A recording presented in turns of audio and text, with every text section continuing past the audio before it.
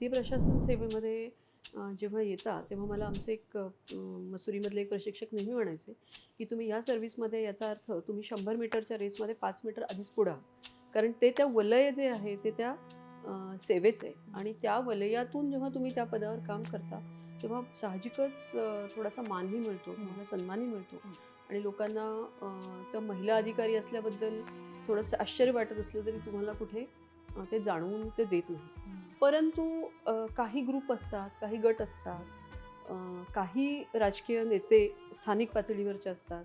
त्यांना मात्र थोडंसं कधी-कधी असं वाटू शकतं, की आता महिला आहे तर मी यांच्याशी बोलायचं कसं? काही ठिकाणी तुम्ही आरडाओरडा करू शकता, तो त्यांच्यासमोर तुम्ही करू शकत नाही.